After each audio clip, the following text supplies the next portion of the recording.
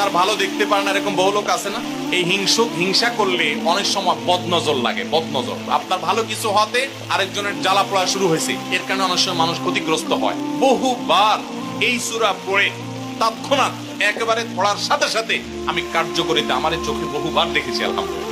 নবী সাল্লাল্লাহু আলাইহি ওয়াসাল্লাম এক সাহাবীকে বলেছেন, তুমি কি জানো আজকে রাতে যে দুইটা সূরা আমার প্রতি নাজিল হয়েছে, যে আয়াতগুলো নাজিল হয়েছে, এইরকম আয়াত কোরআনে আরেকটা নাজিল হয় নাই।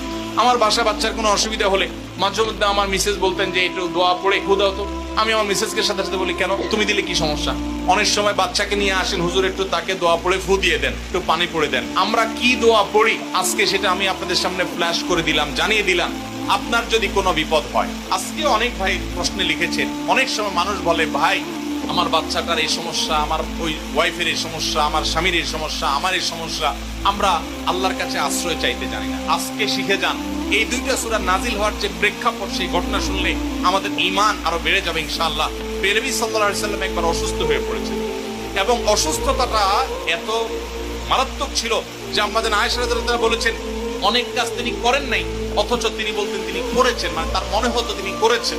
আবার অনেক কাজ তিনি করেছেন, তিনি ভুলে যেতেন। মানে এরকম একটা অবস্থা তার তৈরি হয়েছে যে স্বাভাবিক না অস্বাভাবিক, আমাদের অনেকের হয়।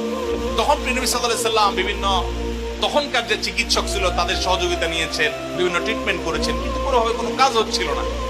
আল্লাহ রাব্বুল আলামিন তার নবী সাল্লাল্লাহু আলাইহি ওয়াসাল্লামের চিকিৎসার জন্য দুইজন ফেরেশতা পাঠিয়েছেন। তাদের একজন ফেরেশতা নবী সাল্লাল্লাহু আলাইহি ওয়াসাল্লাম স্বপ্নে দেখছেন যে একজন ফেরেশতা তার মাথার কাছে এসে দাঁড়িয়েছে নবী সাল্লাল্লাহু আলাইহি ওয়াসাল্লাম, আরেকজন ফেরেশতা নবী করিম সাল্লাল্লাহু আলাইহি ওয়াসাল্লামের পায়ের কাছে এসে দাঁড়িয়েছে।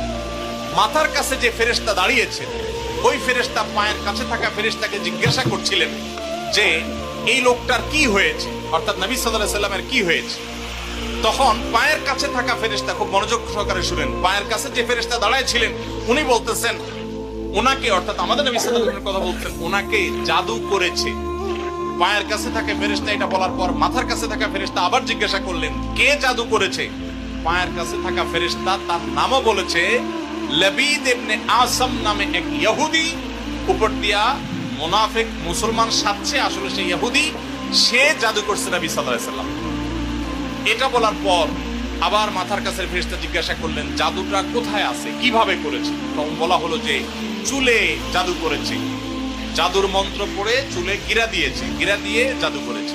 এরপর আবার মাথার কাছে ফেরেশতা জিজ্ঞাসা করলেন, জাদুটা কোথায়, জাদুর সেই সুতাটা, সেই ইয়েটা কোথায় রাখা আছে? তখন পায়ের কাছে থাকা ফেরেশতা, এগুলো আল্লাহর পক্ষ থেকে ওহী নিয়ে আসছে, ওনারা জানেন, আল্লাহ ওহীর মাধ্যমে তাদের জানিয়েছেন। তো তারা বললেন যে, তিনি বললেন যে সেটা অমুক কূপের